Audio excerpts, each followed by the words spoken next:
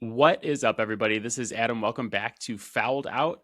Happy New Year to all of you. As those of you watching on YouTube can see, we've had another change of scenery on the Fouled Out podcast. I am now recording in my kitchen, back in my house. Unfortunately and fortunately, the renovation continues, but we were able to move back into our house for the new year. Big shout out to my parents for having us for so long. Love you guys and appreciate you. Thank you so much. But the podcast has yet again traveled. We've gone from my office to my mom's office to my parents' kitchen to my kitchen, and soon, hopefully, into my new office. But the show must go on. Matt will be joining me shortly to talk about Super Cash Grab Wildcard Weekend in the NFL. We have 6 games to look forward to. We're going to break all of them down and then make picks for you guys at the end of each breakdown. But before I bring Matt on, I wanted to talk a little bit about the MVP debate in the NFL. And I guess take what I'm about to say with a grain of salt because I am wearing a bright red Boston Red Sox quarter zip as I say this. But the last time we talked, Drake Maye, Patriots quarterback, was the favorite to win MVP at minus 300 odds.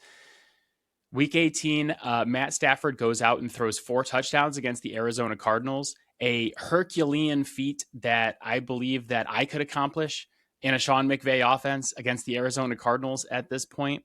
But still, I guess enough to swing the MVP debate for some reason. Stafford has moved back into pole position according to DraftKings, but it's pretty close with him and Drake Maye. And I wanted to lay out the case for why my boy, Patriots quarterback Drake Maye, is the rightful MVP of the NFL. And I get really into statistics sometimes, and I know some of the statistical analysis on the podcast can be a little bit confusing and hard to follow, but I believe I have simplified Drake Maye's case to the point where even you mouth breathers who believe Matthew Stafford should win the MVP can understand it. So the crux of the argument for Matt Stafford to be the MVP this season is that he has thrown 46 touchdowns. That is wonderful. So Matt Stafford leads total touchdowns. If you compare his total touchdowns to Drake Maye's, it is 46 to 35. Matt Stafford has 11 more total touchdowns. That is the only statistical category where Matt Stafford leads Drake Maye. I would like to read you all a list of categories in which Drake Maye has performed better than Matt Stafford this season. Total yards, we're including rushing yards in the total because a yard passed for or a yard rushed for is the same amount of yards. Drake Maye has 100 more total yards than Matt Stafford. Completion percentage, 72% to 65%. Drake Maye is 7% better. Wins, the whole reason we play football. Drake Maye won more games this year, 14 to 12. Pass yards per attempt, QB rating, QBR, all favor Drake Maye. And then we go into the advanced stuff. Total EPA, it is 170 to 110. Drake Maye has 60 more points added than Matt Stafford does. EPA per play, it's 0.26 to 0.17. Success percentage, what percent of your plays is successful? Drake Maye is winning 53% to 51%. Qbert, this new fancy QB rating system that the nerds came up with. Drake Maye is leading 99.5 to 94. WAR, Drake Maye is leading 5.7 to 4.8. That is wins above replacement. The only arguments against Drake Maye have been, 1, that Matt Stafford has thrown more touchdowns, and 2, that Drake Maye has played an easier strength of schedule. But I want all of you to sit there and tell me, what was the strength of schedule of any MVP in NFL history? I'll wait. Because I guarantee you cannot tell me what any of their strength of schedules were, because it has never once mattered in the history of this conversation, in the history of the voting, until people who do not want Drake Maye to win the MVP have started to say that it matters. It does not matter. And for the record, I do know what the SOS of the majority of MVP quarterbacks has been. And guess what?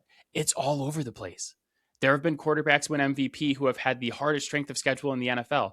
There have been quarterbacks win MVP who had the lowest strength of schedule in the NFL, including Cam douchebag Newton, who keeps crapping on Drake Maye. When Cam Newton won MVP, he had the 32nd ranked strength of schedule in the entire NFL. So speaking of people who need to shut their mouths, I hope that Cam Newton hears this. Of Stafford's 46 touchdown passes, 13 of them have been from within 5 yards, which is an NFL record. You know what happens when the Patriots get to within 5 yards? They run it in because Drake Maye and Mike Vrabel are not trying to pad his stats in order to win an MVP, like Sean McVay and Matt Stafford obviously are, which is why he threw 4 touchdowns against the Arizona Cardinals this weekend, 2 of which were from the 1-yard line. We run those in because our quarterback is a team player who's more efficient and does what's right for the team, not what's right for himself. Drake Maye also led the league in yards per attempt and completion percentage. You guys want to guess how many times that's happened in NFL history? 2 times. And it's 2007 Tom Brady and 2001 Kurt Warner, 2 of the greatest individual quarterbacking seasons we have ever seen. And you know what those 2 guys have in common? That's right. They both won MVP. So if you all want to sit here and tell me that Matt Stafford is the MVP of the NFL because he threw more touchdowns than Drake Maye, and you guys want to change this to the quarterback who threw the most touchdown awards instead of the most valuable player award, then go ahead and do that. Just know it's a fucking joke if Drake Maye doesn't win. People arguing for Matt Stafford is the equivalent of like if we were having a baseball conversation and you ignored every single Saber metric ever and said, hey, this guy hit the most home runs this season, so he's the MVP.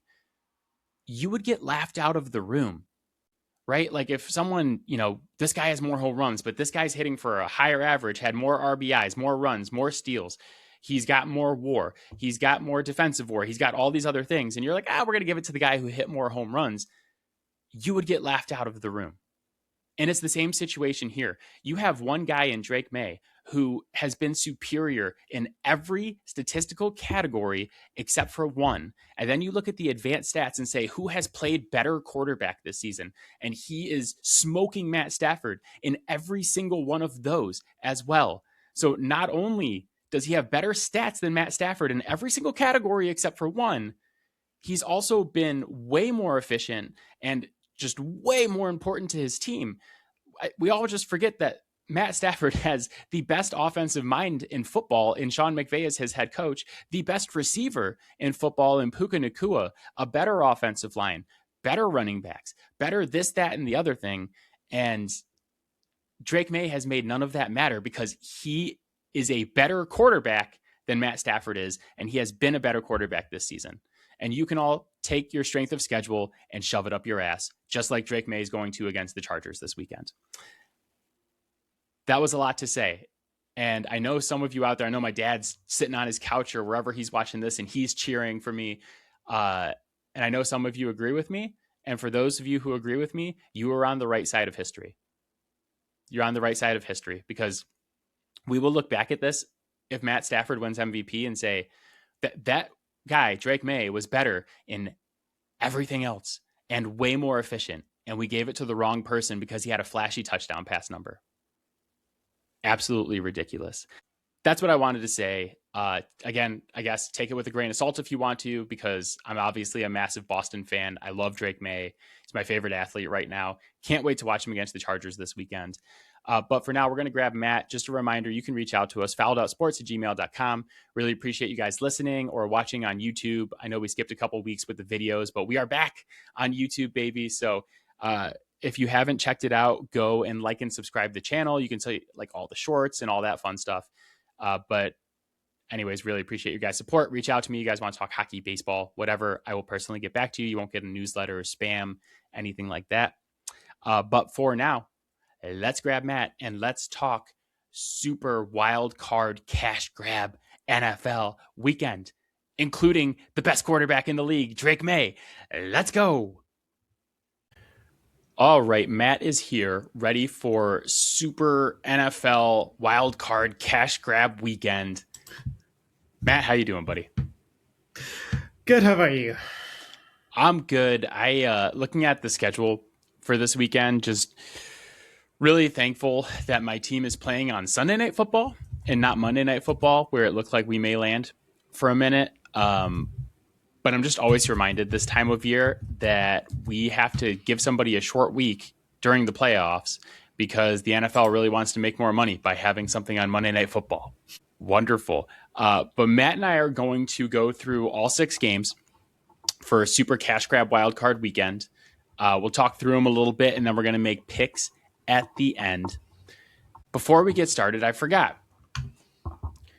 Just following up from last week, our final standings for our preseason picks.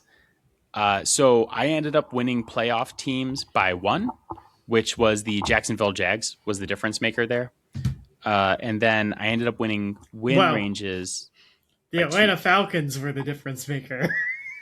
Had they lost, the Tampa Bay Buccaneers would have won. You know what? Correct? So is like really sticking in my craw. The Atlanta Falcons tied for the NFC South lead. The Bucks, Panthers, and Falcons all finished at 8 and 9. And I'm like, God, how many stupid games did the Falcons lose this season where that pick finally could have been right? And I could have been like, yeah, the Falcons, we finally did it. Only for them to, of course, Falcon.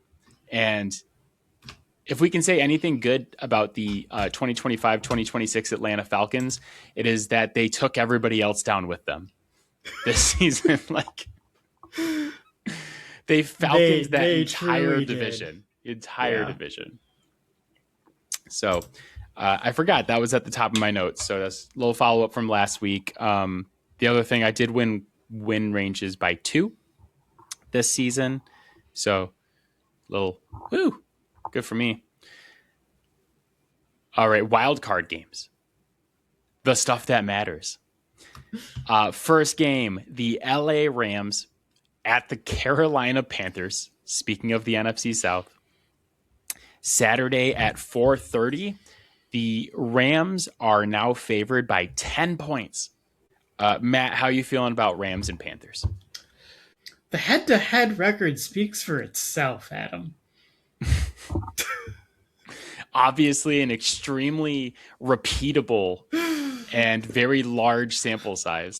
I believe the spread is set at 10.5 for the Rams. Went up a half a point.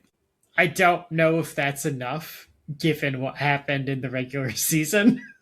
It's entirely possible that the Panthers put up a fight, but I, like many others, believe that the Rams are the best team in the NFL right now, and I very much do not see the Panthers being the one to take them down in the playoffs.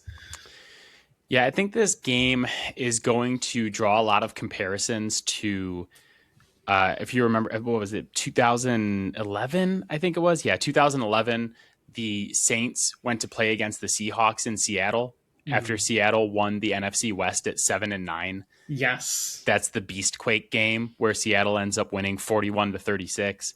Mm-hmm. Especially because Carolina, like you said, Carolina did beat the Rams not even that long ago. It was one of the last couple weeks of the season. Yeah, it was like a month or so ago. Maybe something a like little that. more than that. But it was 31-28. I went back to look at that game while I was kind of like going through and doing my breakdowns and my notes here. That game was an absolute and unmitigated disaster for the LA Rams. Yeah. Like, it was, Matt Stafford throws 2 interceptions, including a pick 6, and then has a fumble lost. That was like the game-sealing fumble lost. I think his other interception was in the end zone as well in that game. So Matt Stafford only had 11 turnovers this entire season, 8 interceptions and 3 fumbles. And 3 of those 11 turnovers came in that one game, including the pick 6, like I said, and then an interception in the end zone. The Rams were 4 for 6 in the red zone. The Panthers were 0 of 1 and still scored 31 points in that game. So every touchdown they had came from outside of 20 yards. Honestly, like if you play that game, and we're going to see it because they're going to play it again in the same stadium.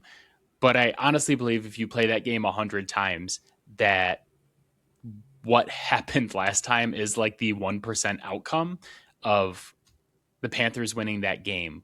The Rams like hold the Panthers to going 0 of 1 in the red zone and still give up 31 points.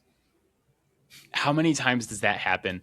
The Rams get into the red zone 6 times and score 4 touchdowns in those 6 attempts, and that's it. And they don't get any points in the other 2 drives. Like, Yeah.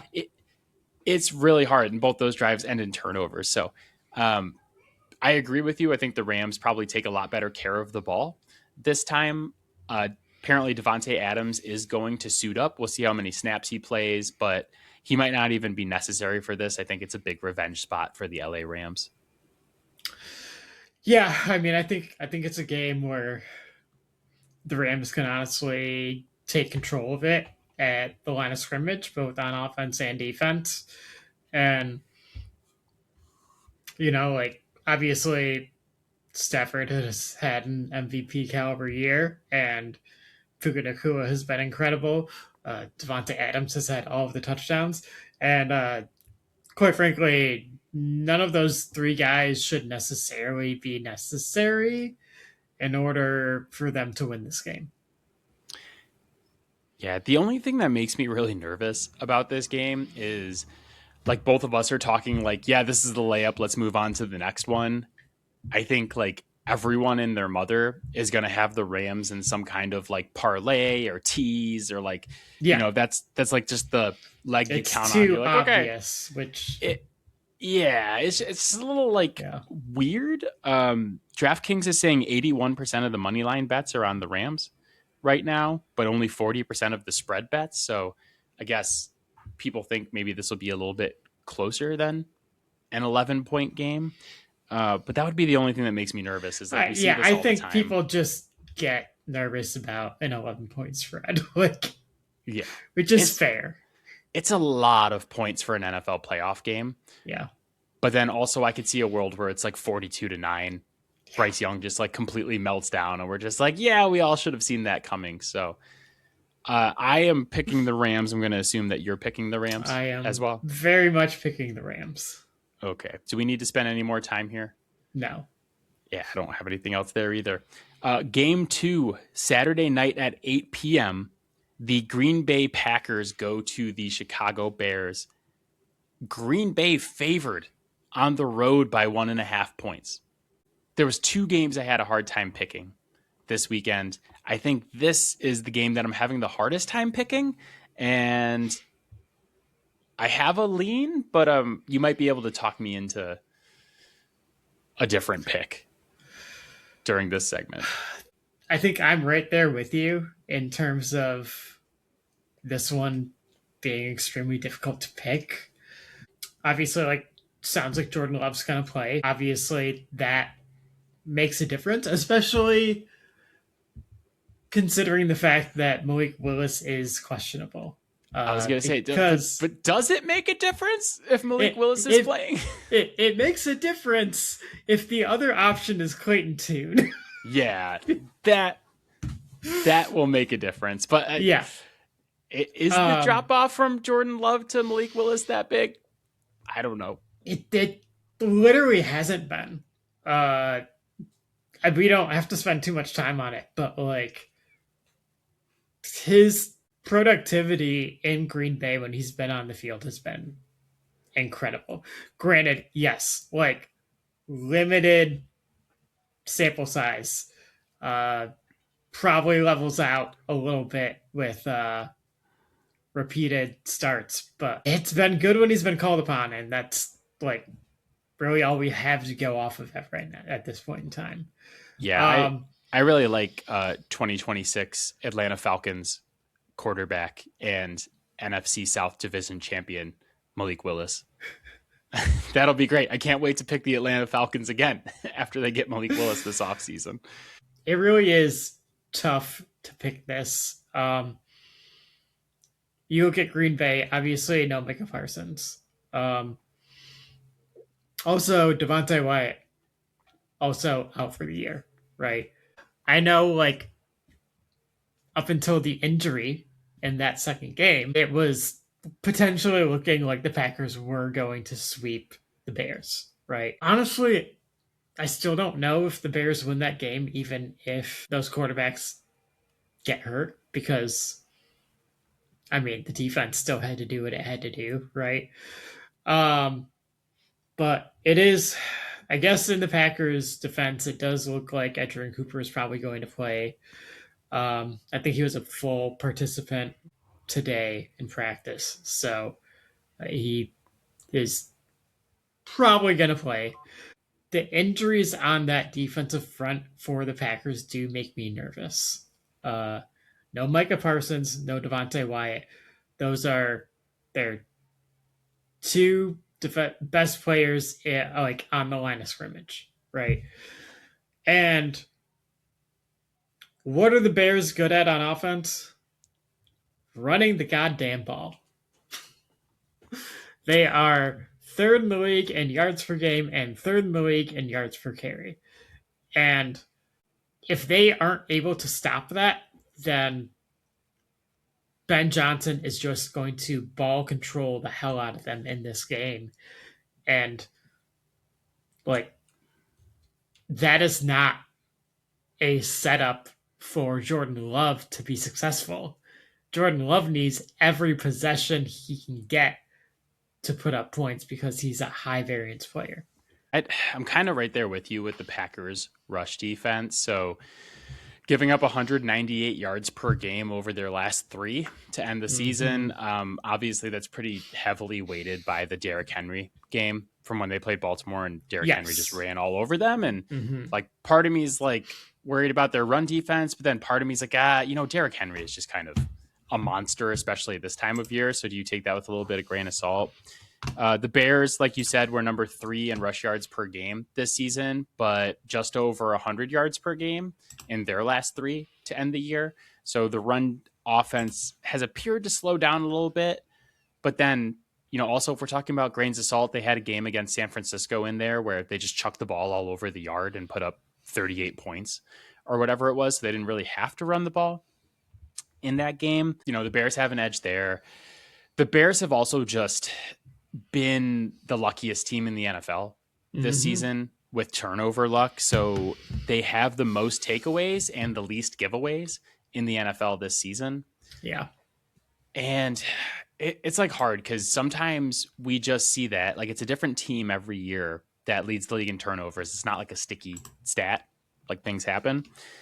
And sometimes when you see that team, it's like, okay, their luck's going to run out sooner or later.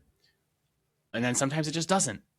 And for the Bears, it like really hasn't to this point this season. But if a team can play the Bears in the playoffs and control the ball and limit turnovers, I think they can score a lot of points on the Bears. We just saw it with the San Francisco 49ers going into Chicago a couple weeks ago.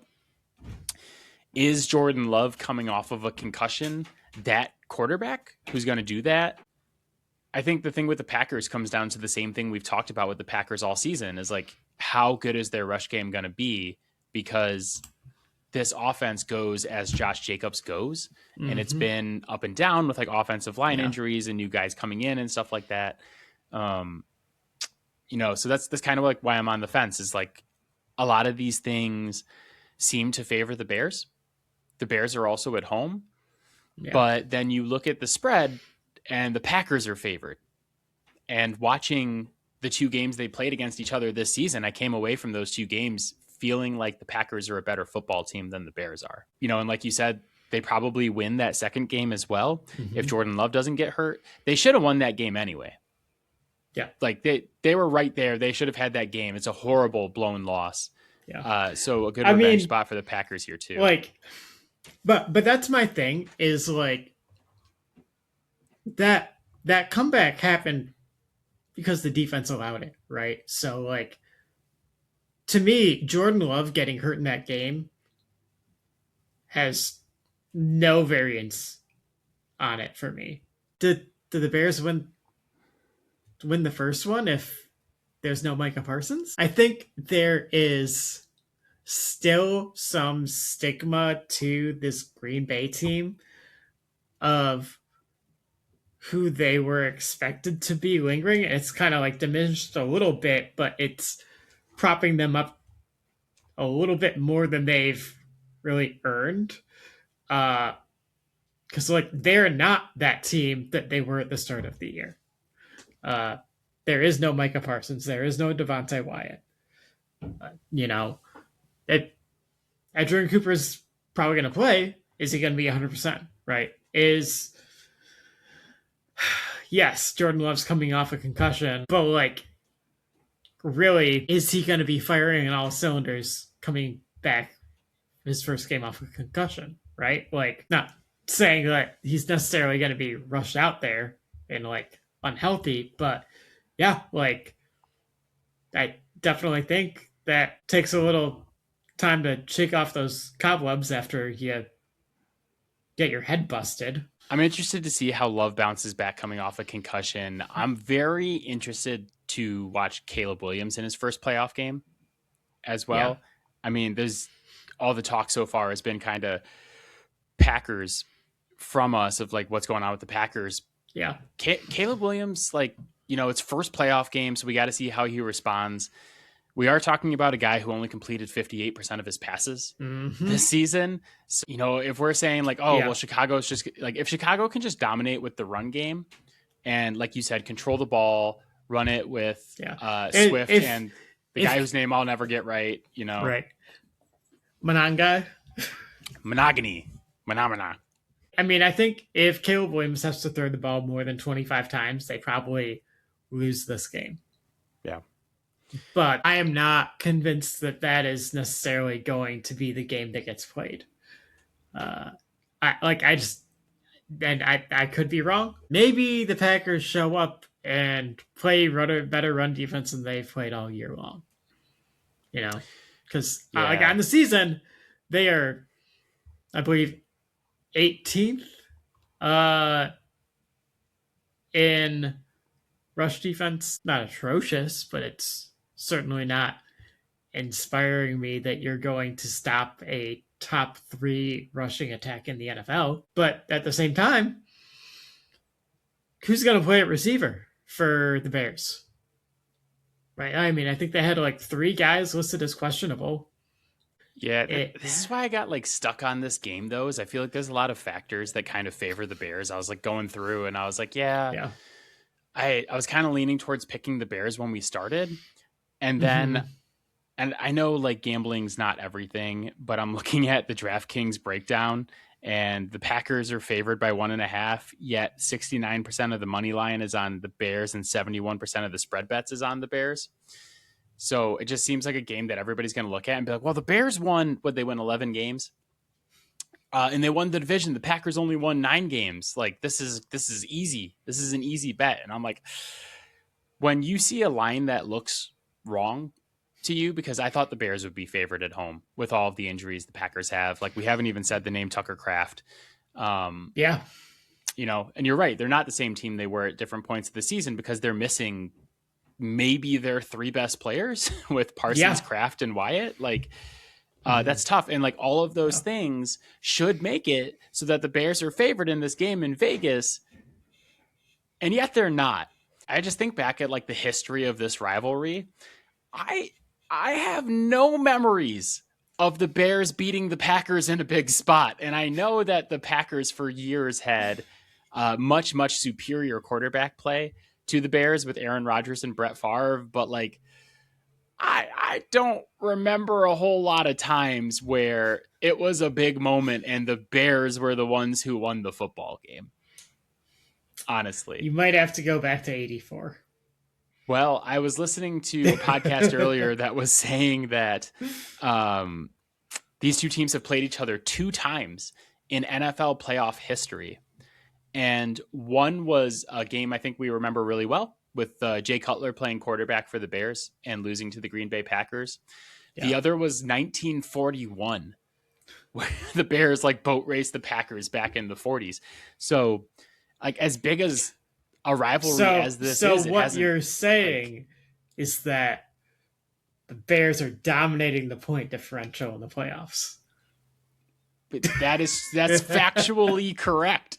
I think the first game was like 33-14, and then I don't remember what the score of that Jay Cutler game is, but I remember it being closer Yeah. with the Packers pulling it out. So I'm just gonna go based. Well, like I'm gonna go based on two things. One, I'm going based on vibes. Two, my sister and my brother-in-law, who's a massive Packers fan, who I reached out to today to ask him how he felt about this game, and he was on the fence as well. They're coming to town in about a week, and I want them to talk to me while they're here. So I'm picking the Green Bay Packers in this game. That's where I landed. Is I honestly like my analysis says Bears, but my vibes say Packers. So we're going Packers. My analysis says Bears. My understanding of the history of officiating in this game says the Packers. And I'm this going to trust history. Yeah, because you know it's going to happen. that was the one thing I wanted to ask you is like, are you going to watch this? Are you going to enjoy any bit of it? Like, is there any outcome of this game Like, that doesn't end in a meteor hitting the stadium that you'll enjoy? Adam, I don't think you understand what it's like to be a fan of an NFC North team that isn't in Wisconsin. Any outcome where the Packers lose is a joyous one. That is a level of hate that I can appreciate. This Yeah, this is the way I felt when the Yankees played the Blue Jays in the playoffs, and people were like, "Ah, God, I really want the Yankees to lose, but I hate the Blue Jays." I'm yeah, like, "What are you talking about? We want the Yankees to lose." Like we were all rooting for the Blue Jays. All the Boston fans were like, we yeah, just want the Yankees to lose. It doesn't matter to who." yeah. I might hit up Carlos and see if he wants to get together to watch it. I don't know if my neighbors want to listen to him scream though. So I was trying to think about if two AFC. I was like, when was the last time two AFC East teams played each other in the playoffs? But it was that stupid game where God, I can't even remember the quarterback's name. Tua was hurt, and they brought in Skylar Thompson to play quarterback for the Dolphins. They were like in Buffalo, and it was snowing, and for some reason the yeah, game was way closer than it should have been. Oh man, AFC East playoff games, how fun, how enjoyable. So you're going Packers? I'm going Packers because my analysis is extremely close, but I know that there are also other influences in the outcome of a game. Yeah, we're gonna go 6 for 6 this week with picking the same teams. Game 3, we are now going to Sunday, 1 p.m. The Buffalo Bills at the Jacksonville Jaguars. Bills -1.5 right now. I wanted to ask you a question about this before we dive into the game. Is anyone in the NFL under more pressure to win this Super Bowl than Josh Allen is? There was one contender that got eliminated this past week. So I guess not anymore. Like Lamar would have probably been right there with him. They decided to not make the playoffs repeatedly over the course of the season. So Good decision. For the Baltimore Ravens, the way that they've played this season, probably a good decision to pack it in yeah, early. I think Josh Allen, like even if Lamar Jackson was in the playoffs, I think I would still say Josh Allen is under more pressure because he this season more than ever has been anointed as the best quarterback in the NFL, at least, maybe the best player in the NFL. I think that's a little bit more debatable at this point, but he's 7-6 in his career in the playoffs and like very, very famously 0-4 against Patrick Mahomes. yeah, He's also lost one of those games to Joe Burrow. And now here we are. There's no Burrow, no Jackson, no Mahomes in the yeah, AFC playoffs. You look around at all the other quarterbacks. It's Bo Nix, Drake Maye, both in year 2. Drake yeah. Maye starting his first career playoff game. Trevor Lawrence, Aaron Rodgers, CJ Stroud, and Justin Herbert who, one, plays for the Chargers and two, has a broken hand. So if you don't win this year, I think the conversation around Josh Allen is going to change pretty significantly. Where the pressure is going to get cranked up, I think we're going to start asking some pretty uncomfortable questions about Josh Allen. I know that I will on this podcast because I don't like the Bills. But also, like, if the Bills, it's hard because part of me is like, if the Bills don't get it done, there has to be a massive change in Buffalo. And the massive change, I would think, is one that we've talked about for years, is that Sean McDermott has to go. But at the same time, I was on that shit early. Yeah, like you've been saying that early. for years. But at the same time, I don't look at this Bills team and feel super confident that they're going to be able to win 3 straight road playoff games and a Super Bowl. I mean, just like, one, take the sticker off the helmet. I don't know this team is good enough. I don't even know this team is good enough to win this game, Matt. Yeah. Like, we'll talk about it in a sec, but I don't think that this is an easy game for them. Take the sticker off the helmet for a minute. If you win this game, you are either, in all likelihood, going to Denver or going to Houston next week. Yeah. You don't want any of that smoke on either of those. No. And if you win that game, so like, say they go to Denver, the week after you're going to Houston or New England. I don't know if you want that either. So you might have to go at Jacksonville, at Denver, at New England. And even if you get through that gauntlet, it's the Rams or the Seahawks or someone tough in the Super Bowl. Like, this is not an easy road for the Bills. Even if you take the sticker off the helmet. Now let's put the sticker back on the helmet. It's the fucking Buffalo Bills. Yeah. We think the Buffalo Bills are going to win the Super Bowl as a wild card. The Bills from Buffalo are going to do this. This can only end one way, Matt. With pure, unadulterated heartbreak. It has to end horribly. That is the fate of the Bills, unfortunately. And, you know, I have grown to not like the Bills more this year than any year in the past, because we just used to, like, you know, beat them like viciously and savagely. Yeah. Tom Brady has more wins against the Bills than any quarterback has against any team in the history of football. And now that it's a little bit closer, I don't like them as much. But I don't hate them in the way that I hate other teams. Like, I don't hate them in the way that I really hate teams like the Yankees and stuff like that. But this is a difficult road for them, starting with this game, which I don't think is a walkover for them at all. This was honestly another game I kind of had a hard time picking this weekend. I did not have as hard of a time. I will give it to you that the Jacksonville Jaguars are red hot right now. I just feel like history has kind of taught us that doesn't matter as much as we think it does.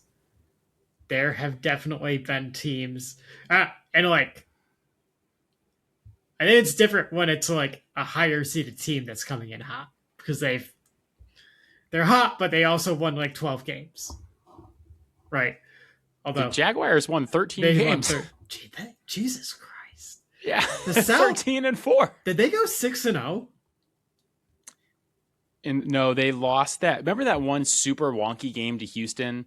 That's where right. They were up like 19-7, and then Still, like that, like playing in that division kind of distorts your record, because it's all bad. But like, I was looking at their win streak earlier, and it is they beat the hell out of the Chargers, but then it's like Cardinals, Titans, Colts, Jets, Colts, Titans.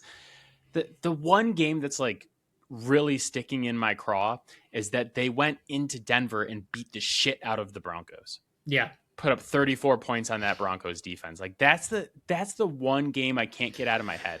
I think if we removed the names, I'd probably be with you.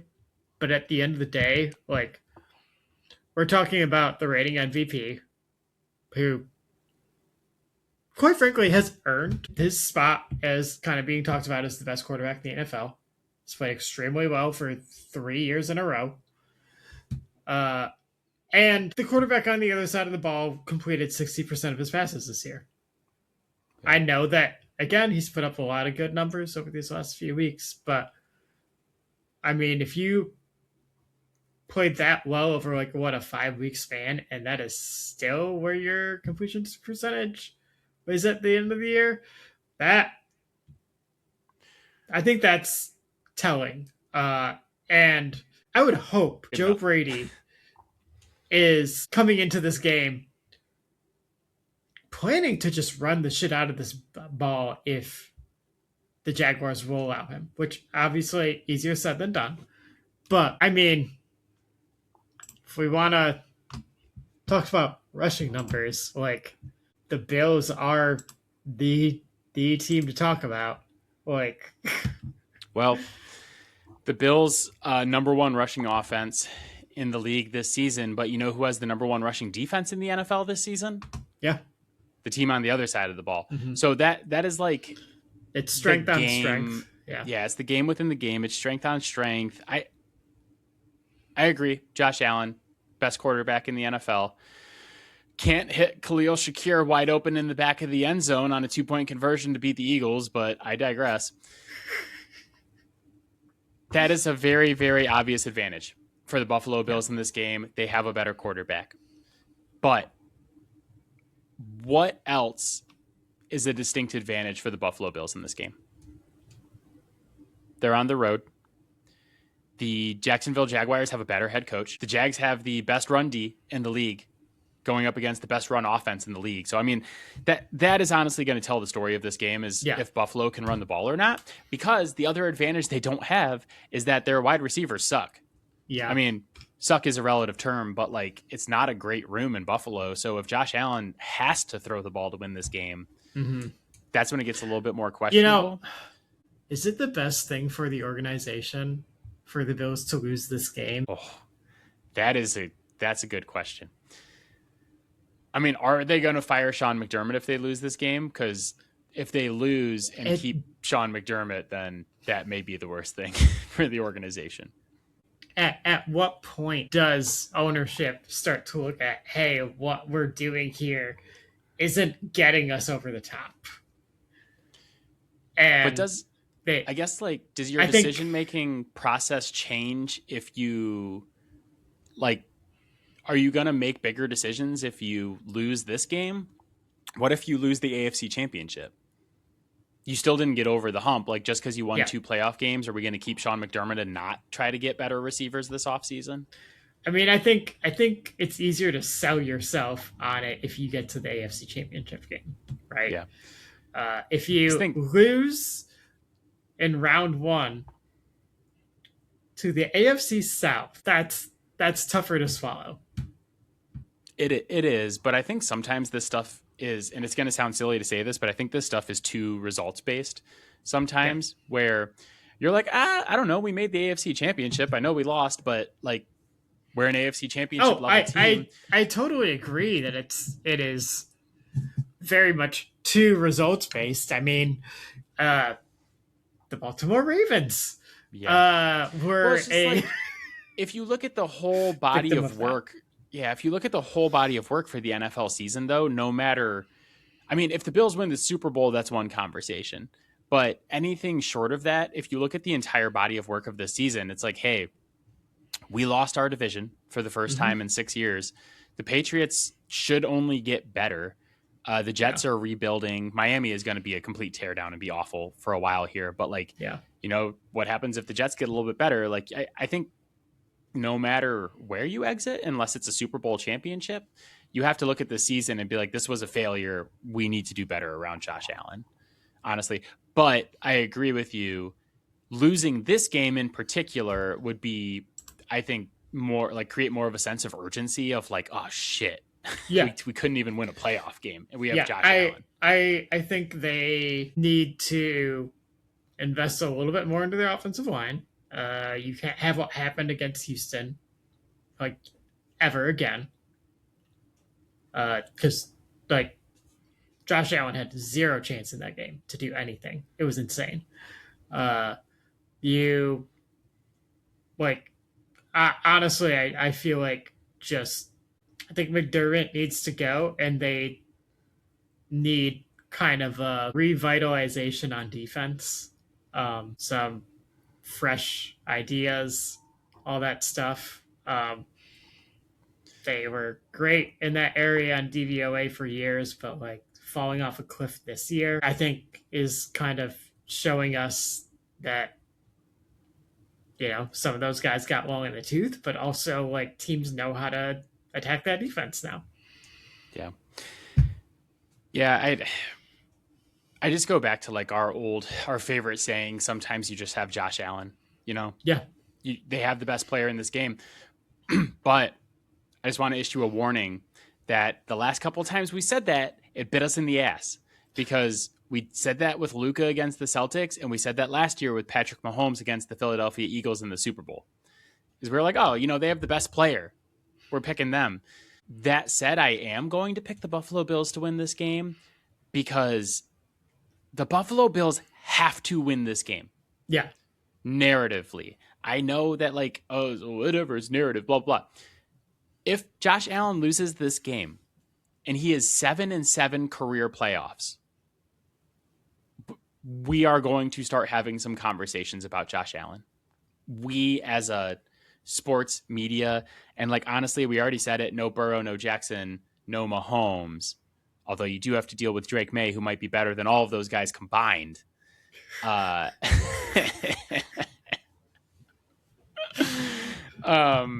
no, I mean, all of your biggest challenges, like quarterback on quarterback, are gone. You have to, like, this has to be the year Josh Allen wins the Super Bowl, right? It has to be, because if he doesn't do it now, when?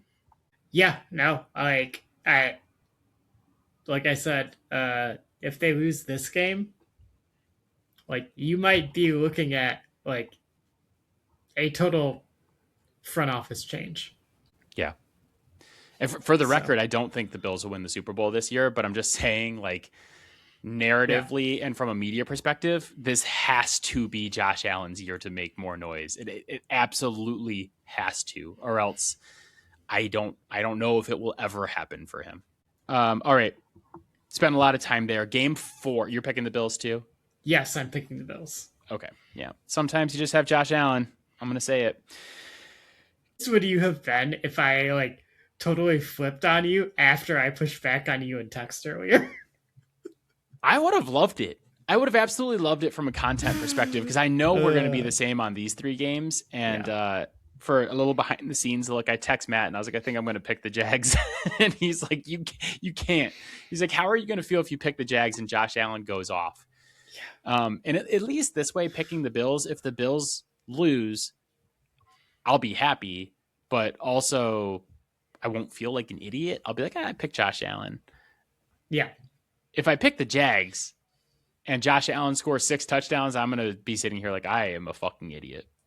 I am very stupid. I am a stupid man. Well, preseason, I picked a Super Bowl that seemed very reasonable, and neither of those teams are in the playoffs. I'm in the same boat as you, except I picked the Ravens.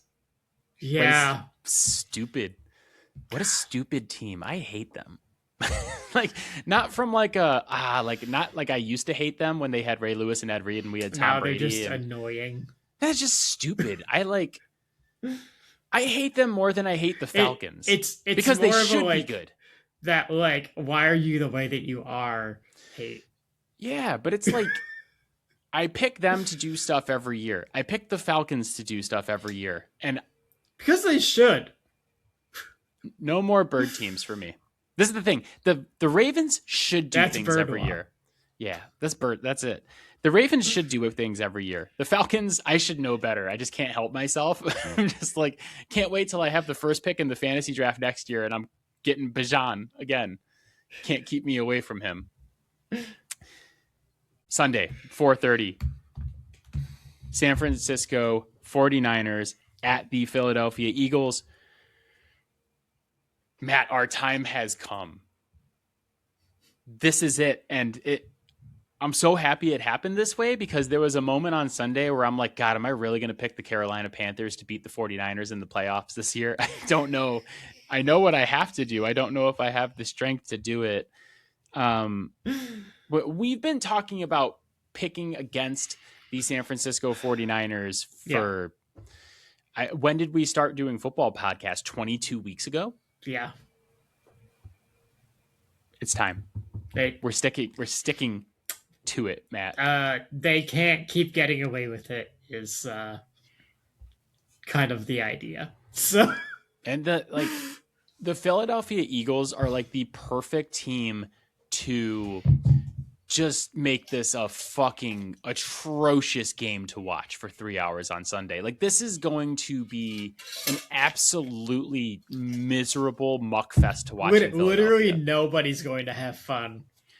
The players aren't going to enjoy it. The fans aren't going to enjoy it. The coaches are just going to be annoyed the whole time. Nick Sirianni doesn't even know how to have enjoyment. It like I can see this. One of the first things we talked about this year was the San Francisco 49ers, and I was like, listen, I know the Patriots schedule ended up being easier, but beginning of the season, San Francisco was like projected to have the easiest schedule ever in terms of the over-under stuff. And I was like, listen, they're going to make the playoffs, even though they're not good, and we will pick against them. And we've maintained it all season. And my third eye is opening here, and I just see this game being like some stupid score that you wouldn't think would be possible on a football field, but somehow it is. It's like, 22-18, something stupid like that. And it's just like an ugly muck fest. People are missing kicks. Brock Purdy is throwing interceptions. The Philadelphia fans are booing their own team, even though they're winning. Just everybody is miserable for 3 hours on Sunday. And we're just like, we get to the end of this game and we're like, do we even like football? I think we're all going to be wondering, because as much as I like football, I do not like the brand of football that the Philadelphia Eagles excel at. And I think that they will excel at it this weekend. For all of the critiques that we have about Philadelphia, and why we do not necessarily expect them to really be a threat for the Super Bowl, they have a lot of physical talent out there on the field, and the 49ers are scraping the bottom of the barrel to get guys out there with all the injuries that they've had. And at a certain point, that rears its ugly head. It's basically exclusively why Washington won last year, right? Like,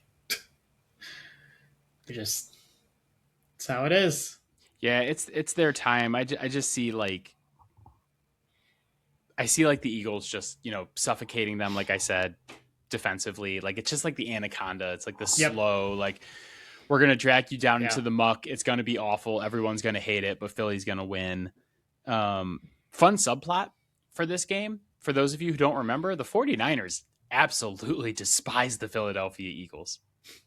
And I know Debo and Robbie Gold and a couple other people aren't there anymore to talk their shit, but San Francisco does not like Philadelphia at all. And it was the kicker and the special teams coach and the water boy, everybody was talking shit the last time that this game happened in Philadelphia, even though the Eagles won 33-7. Everybody's like, we should have won that game. Oh, okay. But it'll be a fun thing to watch because the 49ers are going to be like, yeah, this is it. We're going to get revenge. And they don't realize they're walking into an absolute swamp of just misery and horrible football. Hey, God, I can't wait till the Philadelphia Eagles are out of the playoffs. One, because I hate them, and two, because I just hate watching them. Yeah. Picking Philly. You picking Philly? Absolutely. We are 4 for 4. Game 5. We are here. So we're going to watch this Philly game, and it's going to make us question if we like football. And then we're going to watch the Patriots at home and Drake Maye. And we're going to remember that we love football because Drake Maye is fun to watch. Um, Chargers at Patriots. 8 o'clock Sunday Night Football. The Patriots currently favored by 3.5. Matt, this is the biggest Patriots game in the history of this podcast. They've played one playoff game since we've had this podcast. Yeah. And it was one I knew we would lose to the Buffalo Bills. This is not only a game we should win, I am going to beg to the football gods. The Patriots have to win this game. Just like for me personally to continue to have a podcast, because one, if we lose this game, everyone will call us frauds. And they could potentially be correct in that assessment if we lose this. Two, Chargers fans have been pissing me off because they were begging for this matchup. And I said to my dad, I'm like, the Chargers fans want to come to New England so bad. Let them come to New England and see what happens. So I have been talking shit. Three, and most importantly, the Patriots have to win this game because I have talked so much shit about Justin Herbert and the LA Chargers on this podcast that if we lose and give Justin Herbert his first career playoff win, I think I have to be done podcasting. I think that has to be it. We're going to have to change this to the Matt Show because we have gone as far as to coin the phrase Chargers gonna charge on this podcast. We started that catchphrase, and now other people say it. And cosmic karma sense, the Patriots are going to fucking lose this game because I deserve that. I deserve it because we started this season ranking quarterbacks, and I said, I don't want to see Justin Herbert anywhere near a top 10 list until he delivers a playoff win. And of course, he's going to deliver a fucking playoff win against my team on Sunday. Cosmically, I deserve this. And so I am begging to the football gods, please let my team win this game. You are talking me right into the Chargers, man. I can't pick them. You really should. You really should, because there's no analysis needed. I deserve divine punishment, but I think I'll avoid it this weekend. I think I can, because this was the matchup I wanted for the Patriots, not because I think the Chargers are a bad team, and we'll talk about it here in a sec, just because my other two options were Josh Allen for a third time this season or the Houston Texans. And didn't like that. But honestly, like looking at this game, not even just like a Patriots fan perspective, I don't know that I love this for the Pats either, because the Chargers defense is really good. It is really good. Yeah. 8th in run defense this year. So not like elite, but pretty damn good. I know. So that is another like strength on strength situation. Like that's probably going to determine the outcome of this game. Really, like, can you guys run the ball on them? Well, I think Drake Maye is going to have to win this game. Like whether it's legs, arms, he is going, I think, to have to play very well to win this game. I think he's fully capable of it. My biggest fear here is that this is the time that a lot of the weaknesses I've talked about with the Patriots rear their ugly heads. Yeah. Like our wide receiver room, not that talented on an individual basis. Offensive line has been light years better this season. It's not elite. We've had trouble running the ball at various times this season. It's been better lately, but the schedule hasn't been super difficult as of late either. Like this is by far the best defense we've seen this season. I just think that you look at the situation, obviously no playoff experience for Drake Maye. Limited experience for Justin Herbert, but he's also played a lot more NFL football at this point. Mm-hmm. I mean, the clearest path to winning this game is controlling it with the run game. And again, like limiting Herbert's opportunities, but like I think Herbert's probably gonna play pretty, I don't want to say conservatively, but like and unless he has to, I don't think he's gonna take unnecessary risks, right? If you're the Patriots, then just make sure that your quarterback doesn't have to do that, right? Like, if you're running the ball successfully, then you can kind of continue to put him in situations where he doesn't really have to do anything crazy. And that's how you win that game. Now,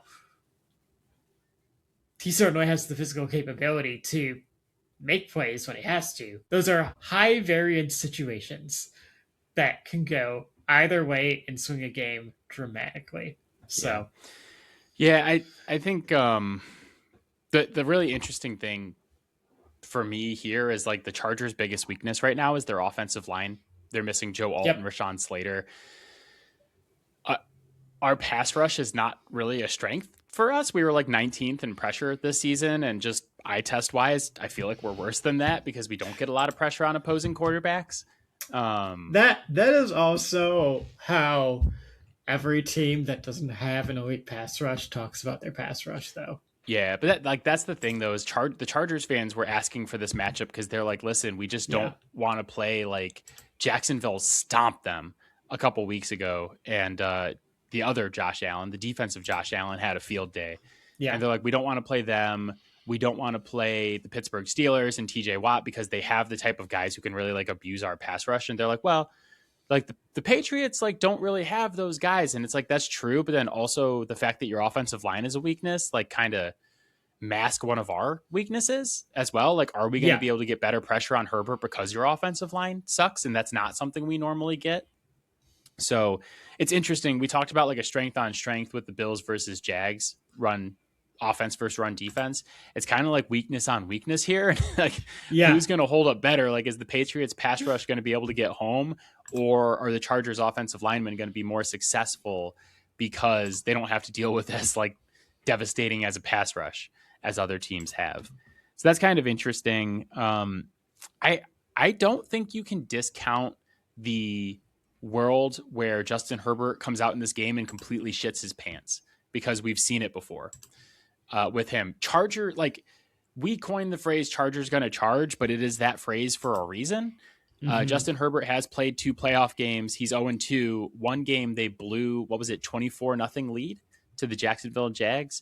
And then his last playoff game, he had only thrown 3 interceptions the entire season and goes out and throws like 5 against the Houston Texans, who, granted, like, have a better defense than us, but like, you also just have to believe that like Mike Vrabel is going to get the most out of these guys in this game. I think him and Josh McDaniels will have a good game plan put together of like how to attack the Chargers. The thing that makes me nervous is, like I said, we have not played a defense of this caliber this season. It's a very, very good test for our young quarterback, but like, as good as Drake Maye's been, he is a young quarterback making his first playoff start in the NFL, and that's not necessarily an easy thing to do. So I don't love it.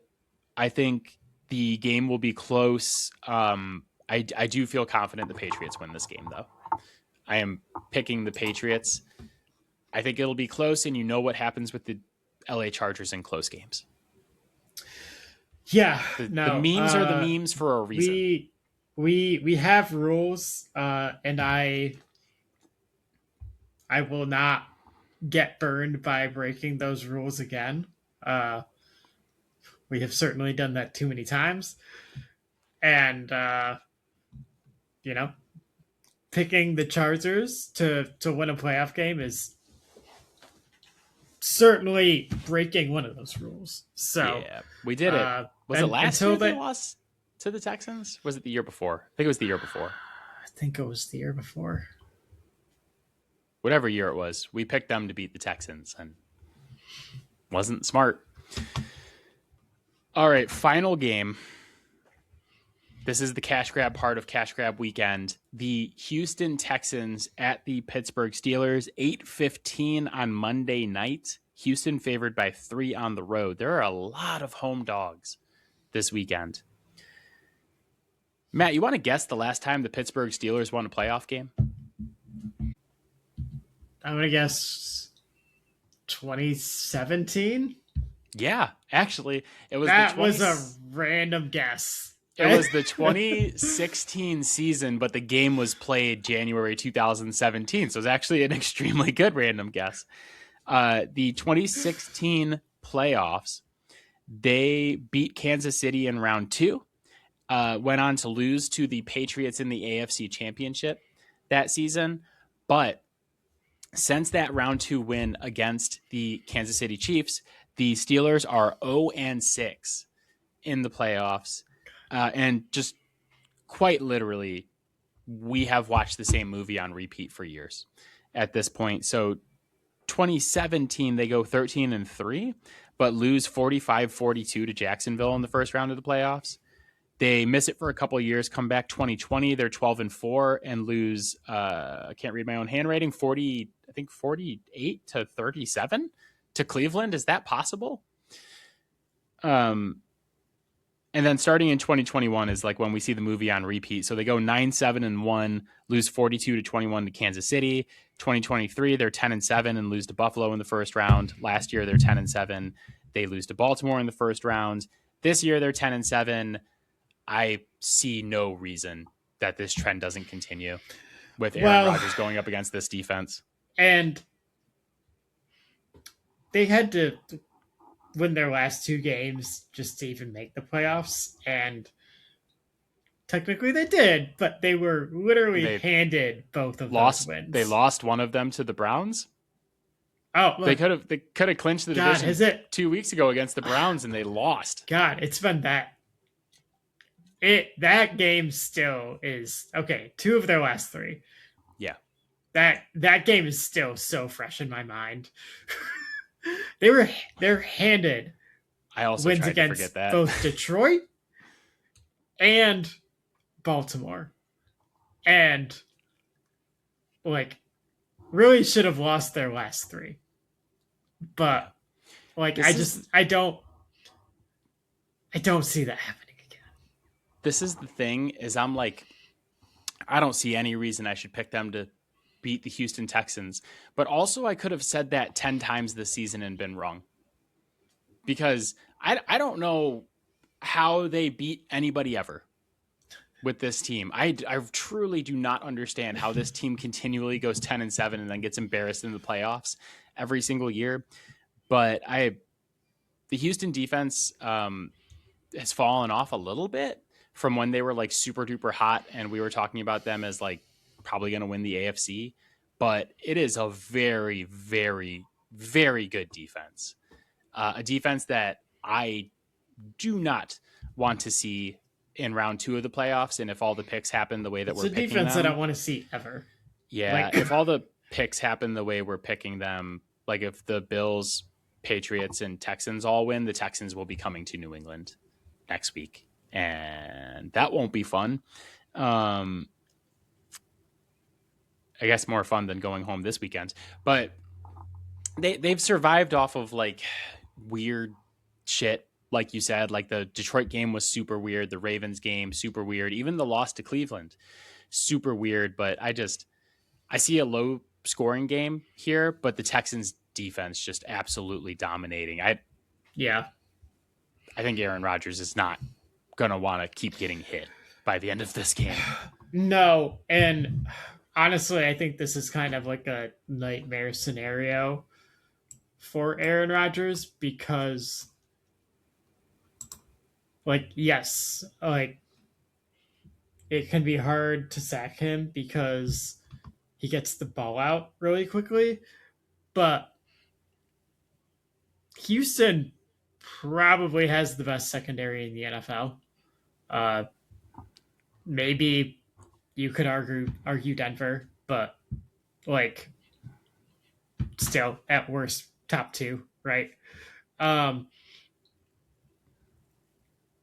mean, I've got to imagine that they're either going to play tight up front and just not let him get the ball out quick so that the pass rush can get there, or be sitting on routes.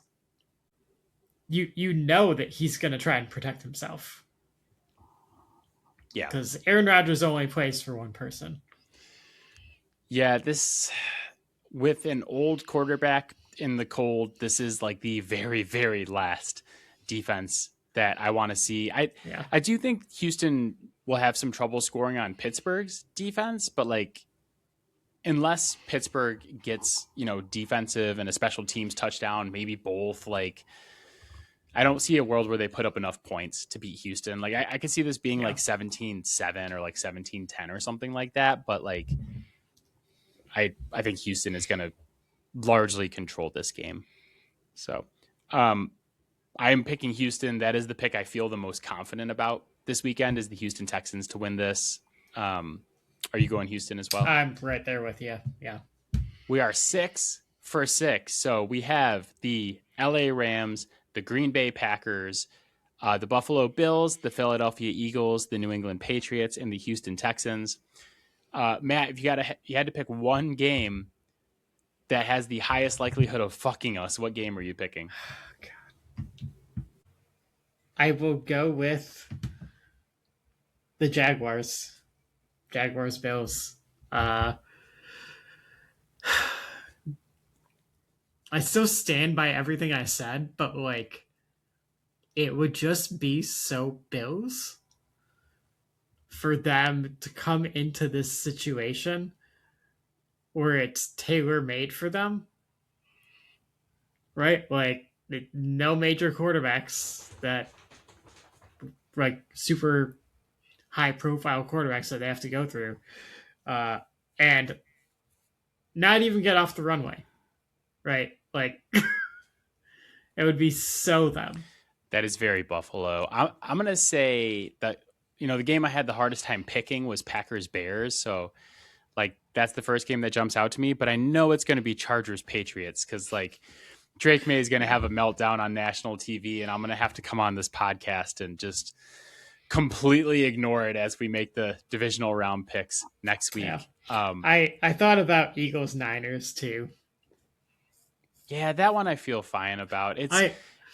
But like, which one it's really going to be. Given everything we've seen this year, though, it would be very status quo for the 49ers to win that game and the Eagles to just fuck it all up. Yeah.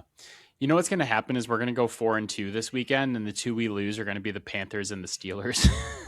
Like, this is so stupid. We're obviously headed for a Panthers-Steelers Super Bowl. But for now, that is it for us. As always, Fouled Out can be found on Spotify, Apple Podcasts, Pocket Cast, Overcast, anywhere you get your podcast. You can hit us up on Gmail, fouledoutsports@gmail.com. You can find our videos on YouTube. Really appreciate you guys supporting the podcast, whether you're listening to us or watching us on YouTube or checking out the shorts. Really appreciate your support.